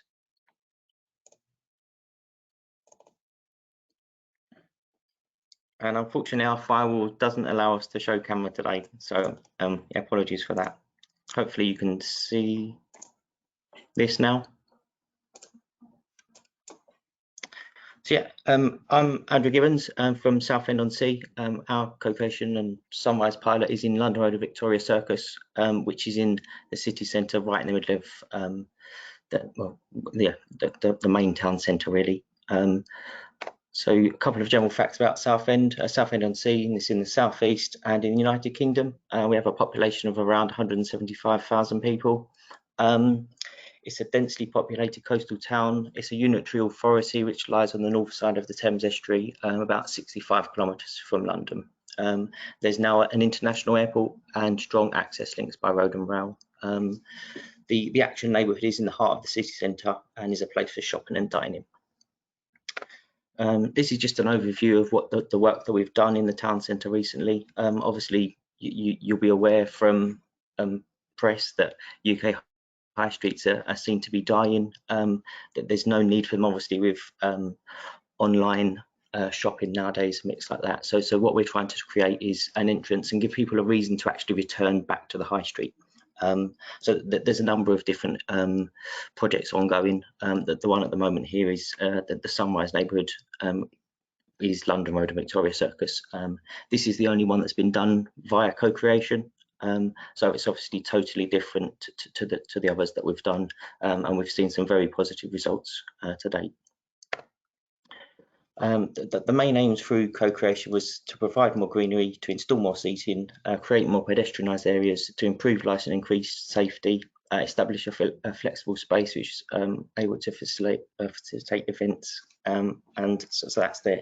So we've achieved this with a number of different events all the way back in 2017. Obviously, you can see here some kick-off events. We've found it's been very useful to actually be in the neighbourhood where people are. Obviously, you can get an array of different stakeholders engaged in the process. These were the initial kick-off events here, as you can see in the photos. The next phase, obviously, once we started to form the core groups, was to run through and to shortlist some options of the bits that people wanted to see, which obviously you can find here. So some further ones are improved wayfinding, infrastructure to accommodate markets, upgrade the drainage provisions in the area, and increased cycle parking.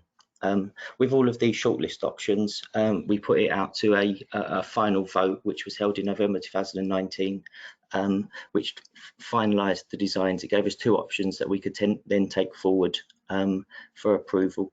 The final designs you see here, which incorporate all of the different elements from co-creation. Obviously, there's improved greenery there. Most of this section used to be like taxi bays. There was a lot of vehicles in the area. We've now moved the vehicles further out of the area and given the places, the restaurants in this area outside eating, to try and bring people back and give them a reason, which was the whole aim of this project, and what the local stakeholders told us that they wanted and their needs for the area. So the work's now ongoing. We have hit a few issues, obviously, with COVID-19 and the pandemic. So we're around 75% complete. As you can see, there's a bit of a change there. You can start seeing a bit of greenery that's coming in. So this is the London Road element. That these the businesses will have the outside eating. That the taxi rank's been relocated, which was quite an issue, and to get that through and approved. But we're nearly there on that one. The same with Victoria Circus. What the wants of the local stakeholders and what people wanted to see for the area, we have managed to deliver, and we are delivering now. It's just not quite finished just yet. So the challenges. It is quite an ambitious project to start and to trial a new way of working. So overall, the project is around £4 million that we'll come on to in a moment of how we got that funding. But it is for a new trial. Obviously, you can see the amount of work that we have done in the High Street to trial this at this section is quite an achievement, and it has delivered on the wants of the people, really. Another challenge was the political processes. You would have thought with co-creation and local stakeholders, residents and people who use the area having a say on the design would have helped get it through the political processes. It wasn't the case, as it was found out to be in the end, which caused further delays to the project. There's been a number of staff changes in the lifetime of the project, of the co-creation and the Sunrise project.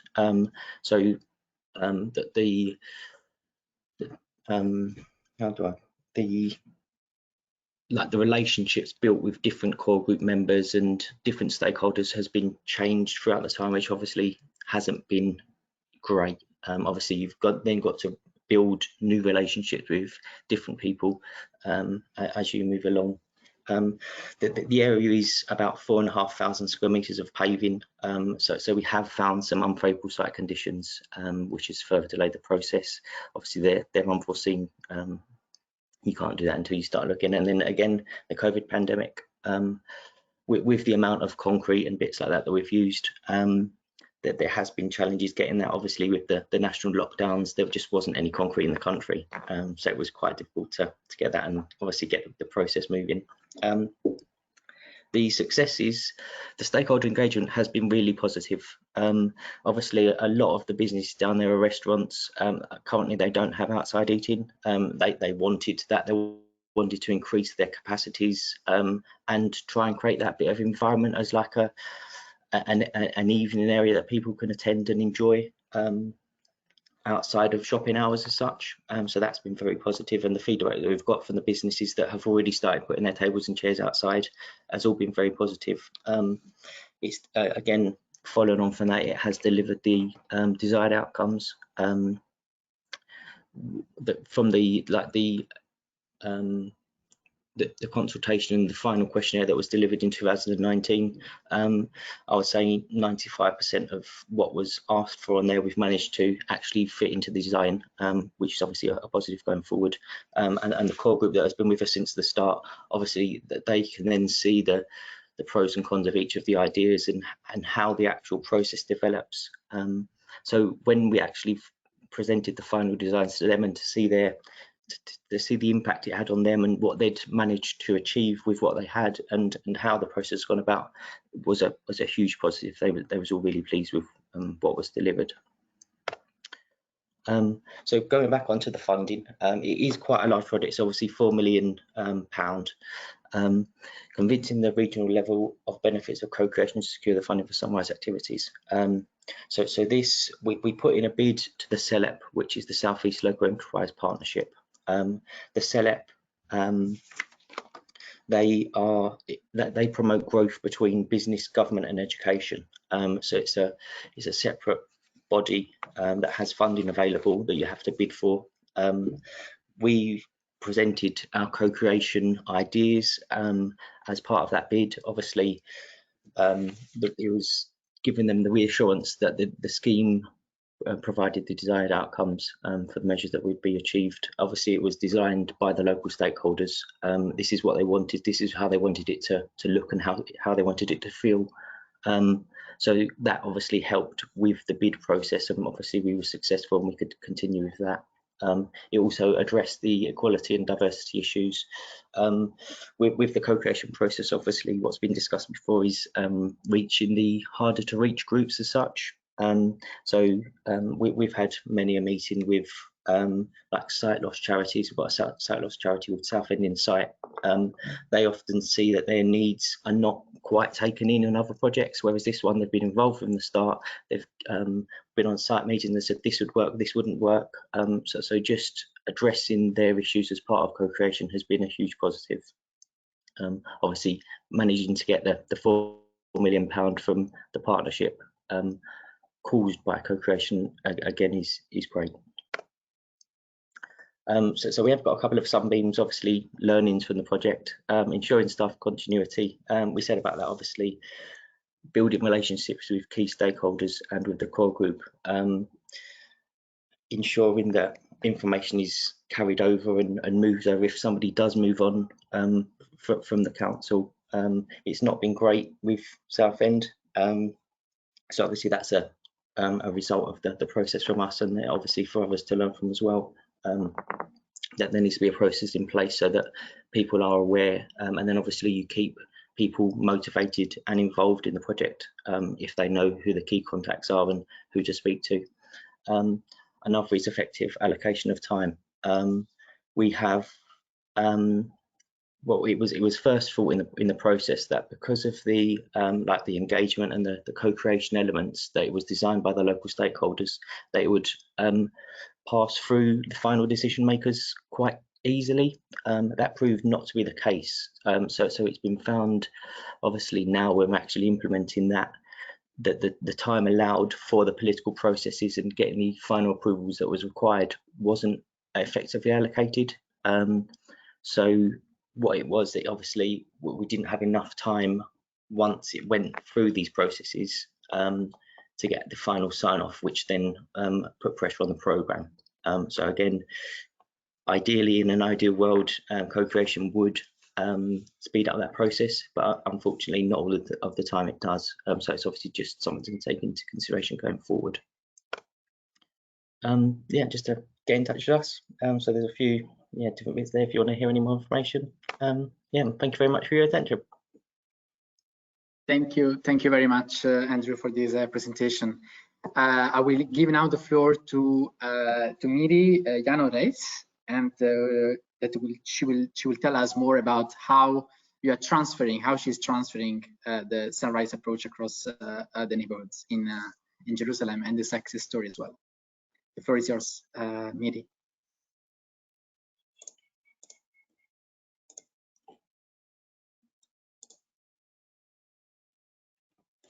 Okay, can you see my screen? Yes. Okay, welcome to Baca in Jerusalem. We are the last city here, and I hope you are in the right energy to continue with us. So, Baca is a nice neighborhood between the city center and a vast industrial and commercial zone in the south. It has a mix of population and population groups, new immigrants, young families, veteran residents, and so on. As I think you see at the other presentation, the whole process is based on a multidisciplinary work and a bottom-up and top-down attitude. Just to give you on the tip of the fork what is to conducting a Sunrise project, you can see here an example of the first phase, as you all heard from the other cities, the co-identification, how to reach out different population groups in different forums and events. And then you're moving on to, you can see the map on the top is during the co-creation phase, how people marked the main roads in the neighborhood that connect destination within the neighborhood.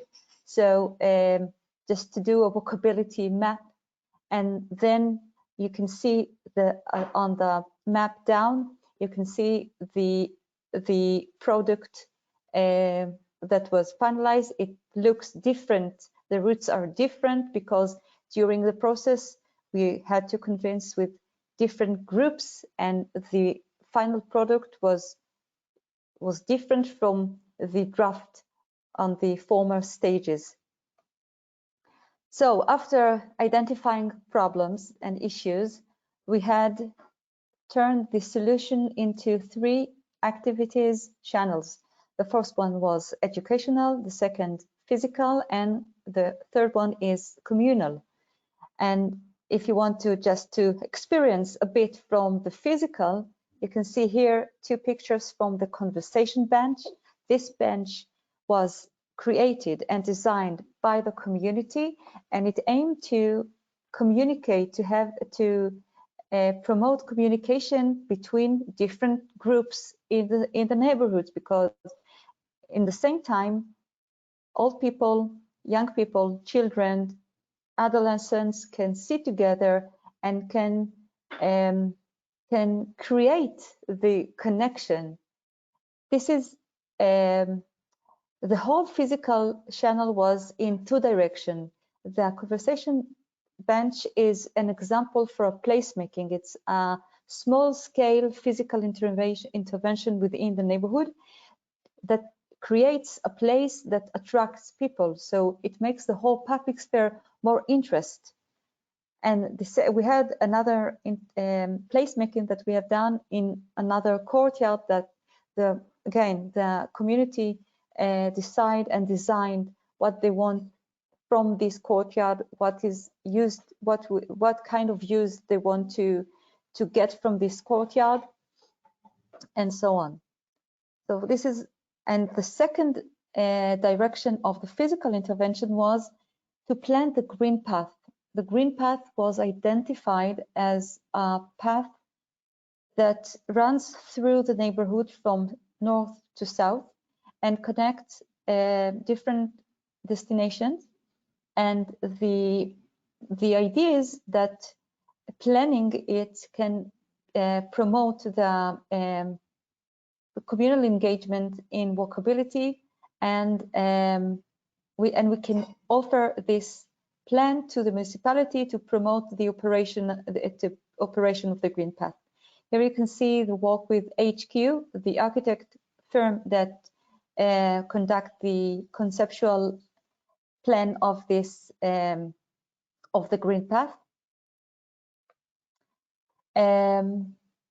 Here we can see the proposed plan. On the right, the overall plan, and on the left we can see the arrows which we had to add as a mobility plan, and the mobility plan was done after completing the architectural conceptual plan, and this plan had raised a massive conflict within the neighborhood, because once you are getting the nice design into earth and you have to understand what is the mobility effects of that plan, many people start to oppose to this plan. So it took us month of deliberation to finally get the approved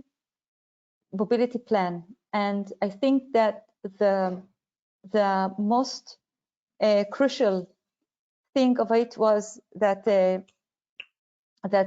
those who presented the final proposal was the resident themselves that took part in those deliberation and was part of making the decision what in the mobility plan to accept and what not. Here you can see the profile of the street from the Green Path plan. And now to the educational plan. So there are two preliminary schools in Baca. After conducting environmental educational plan in those schools, we have selected explanatory team from both schools that they became the ambassador of walkability in the neighborhood. We can see here, we can see this team here in Street Festival when they did this TED every 20 minutes to those who came to the festival. They also went through the classes within their schools and explain about festival on walkability. We create a video of them explaining about the walkability advantages, and once you hear them speak about walkability, you will immediately be convinced that it's true, because they are so honest and sweet and nice and clever kids. So they are the best presenters to the whole thing. On the picture above, we can see we have done a road safety program with the local police station and volunteers that help children to pass the roads safety, so the parents can send them by walking and not taking the children by private car to the school. And the third channel was communal. There were many nice things with the community to raise awareness and to take activities with walkability. Here we can see a workshop that we have done before summertime. We have decorated hats that children can walk in the street during daytime when the sun is shining safely and comfortably. And speaking about leveraging Sunrise to the city level, this is the achievement. And a year and a half ago, we are for a year and a half we are conducting a Sunrise second program at the next neighborhood named Gonenim. Here you can see the core group doing a tour.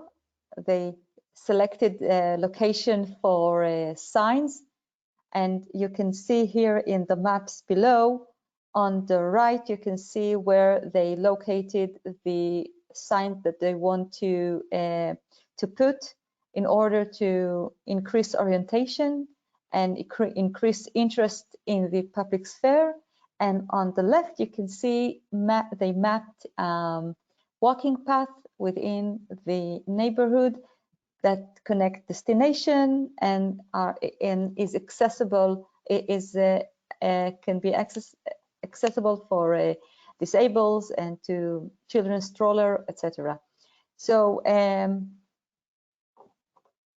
if we take the leveraging, we can see it leveraging in few levels.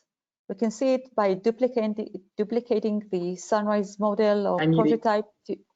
Yes. One more minute, if possible. Thank you. Okay, so I can share with you that next week we have a workshop for communal social workers and urban communal urban planners, just to show them the Sunrise prototype. We will present Gonenim and Baka, the two neighborhoods, and I think that due to the co-creation and to the civic engagement, the municipality was convinced to not just to plan the green path, they were convinced to operate it. So it's a great achievement for the neighborhood and for those who took part in Sunrise.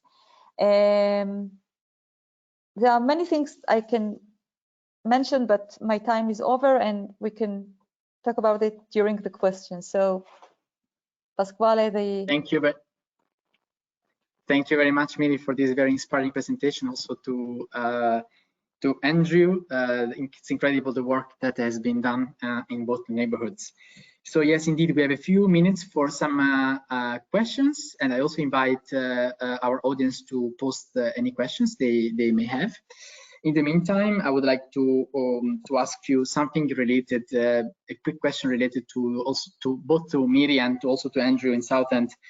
Looking at the neighborhood as a spatial unit to implement the Sunrise co-creation approach. So talking about the neighborhood as a spatial unit, do you have any remarks on the neighborhood scale and size if you were to choose it again? Like, do you think the Sunrise approach could be applied to any neighborhood in your city without any changes in the methodological approach? No. Actually, we are now duplicating Sunrise to another neighborhood with a different attribute. So we are adjusting the model to that neighborhood and that exact population. We have to be very patient and very sensitive to the public needs and values, and the physical situation in every neighborhood is different. Jerusalem is a hilly city. Baka is plain, but if you're talking about more hilly neighborhoods, there are different obstacles. So and Jerusalem is a big city. The question what is your distance between what is the distance between the neighborhood and the city center is crucial for this model. So we have to adjust the program we have to tailor every implementation to each neighborhood. Thank you. Do you have any comments on this, Andrew, regarding the neighborhoods in Southend? I would agree with Miri, to be honest. Obviously, what we've got in London Road and Victoria Circus is a public realm improvement. So obviously, co-creation works very well there. It's obviously all very positive.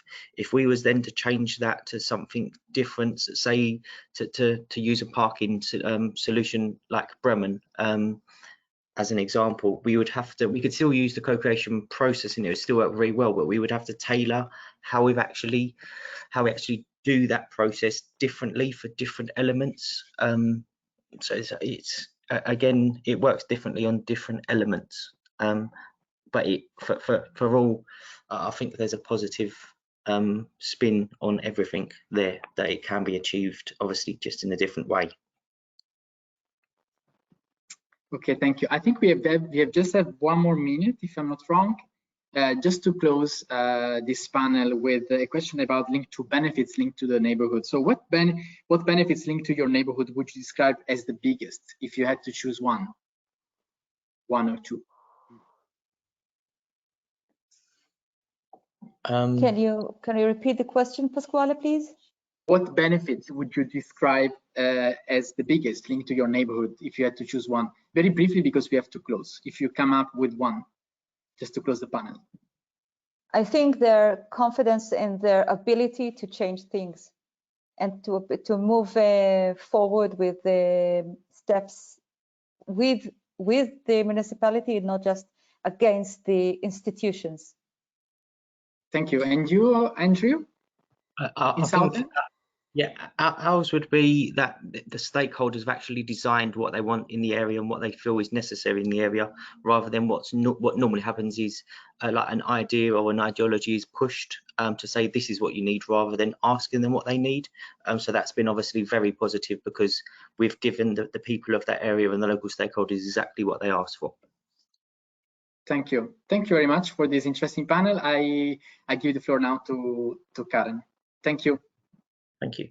Thank you, Pasquale. And I think we have a very sunny ending for today, because we will hand over now to Achille Fronzone from Edinburgh Napier University, who will be telling us a bit more about the sunrise sunbeams. Over to you.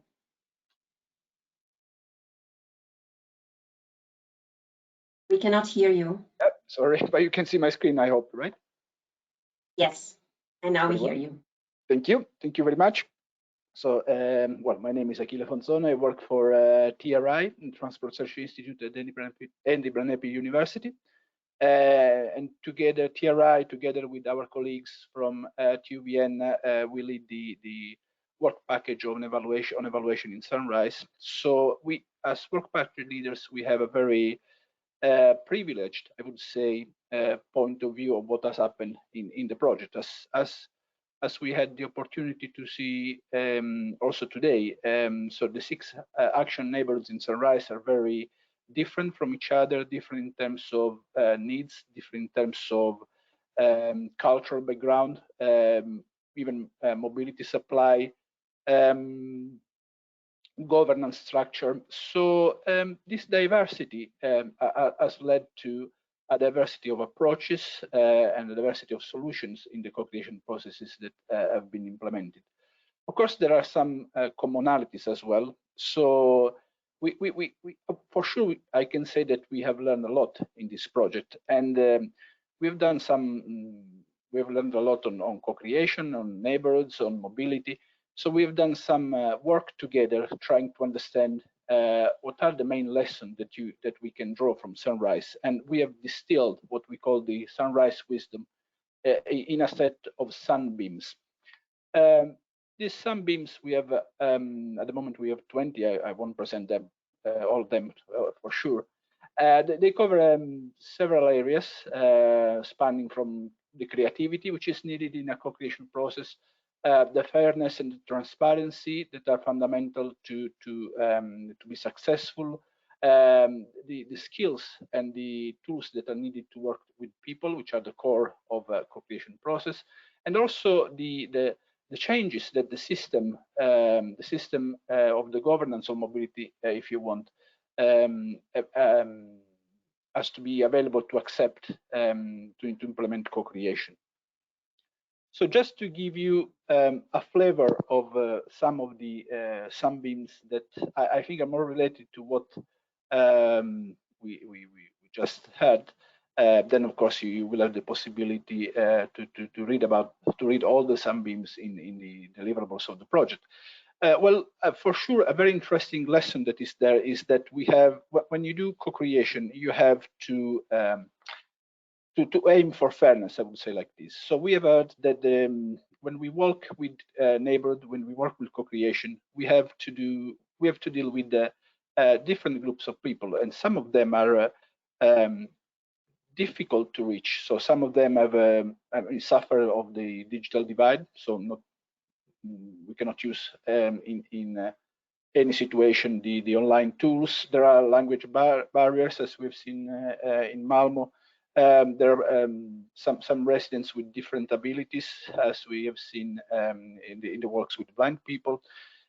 People suffer from participation fatigue. So after a while, they become a bit tired to give their contribution. So we of course, we need to be sure that we represent all the different instances that we have in a neighborhood. And what's the how can we do that? Because sometimes we have there are clashes within the neighborhoods, so there are different interests within the neighborhoods. So what we have learned is that probably rather than aiming for consensus, what we should aim for is for fairness, which means that we need to try to define the boundaries of co-creation in such a way that what is at stake in discussion co-creation is not any kind of solution, but solution that in a sense to which no actors can have a significant objection. Co-creation can help to deal with the conflicts, cannot solve completely the conflicts, but for sure it's useful in nurturing the availability of all the participants in the process to respect the results and to hear the reasons of the other residents and to foster mutual understanding. So in that sense can mitigate conflicts. Another general lesson, we heard a lot about that today, is the fact that, of course, there is no single approach, no single method that can be applied in any context. We need to tailor our co-creation process to the characteristics of the neighborhood. Characteristics that can be social, can be physical. We have to take into account what is the existing governance structure. So the idea there is to apply a mix of methods, not only to apply a mix of methods, but to be available to to apply to implement what I would call a trial and error approach, in which you try what you think it may work. You try to exploit the multipliers that are made available by the fact that you work in a neighborhood, and then you see if it doesn't work, you need to become creative. So we heard today that sometimes even makes things a bit more colored can encourage people to participate more. As I said before, trying to keep an eye on the groups that are normally underrepresented. So I don't think I have much time, so I will go just to the conclusion. The conclusion Indeed, is you have no time left, so if you could wrap up, that would be. The conclusion is that I think that after sunrise, the sun is actually higher on the horizon. So we have learned a lot of what we can do, what we cannot do with co-creation. We have learned a lot of how to do. So I think that this sunbeams may enlighten the people who will tread the path of co-creation in neighborhoods after sunrise, and we hope that that can help them to do even better, I would say, than what we have done. I think that that's part of something that everybody in Sunrise would consider a success as well. So to contribute to the success in other cities, in other contexts. Thank you. Thanks a lot for sharing those sunbeams and to conclude what has been a very sunny afternoon, not just this meeting, but also in terms of the project, of course. So I would just like to close this meeting, and I won't be keeping you any longer, but to highlight that we will be having a lot of results coming out in the coming periods. If you could, Niklas, share from your side the final slide to show where people can find more information on social media, on the project website as well, and where they will find all the deliverables and outputs that will be coming available in the next days and weeks from now. So with that slide, I think we can then close the meeting. Thank you to all the speakers and panelists for sharing their insights and experiences throughout this adventure. And thank you all for joining us today for this conference. this very hot day, I would say. And also we will make the recording available so others will be able to still consult this final conference as well afterwards. Thanks a lot. And here you see the slide in the meantime where you can find further details about Sunrise. See you next time. Thank you. Bye-bye.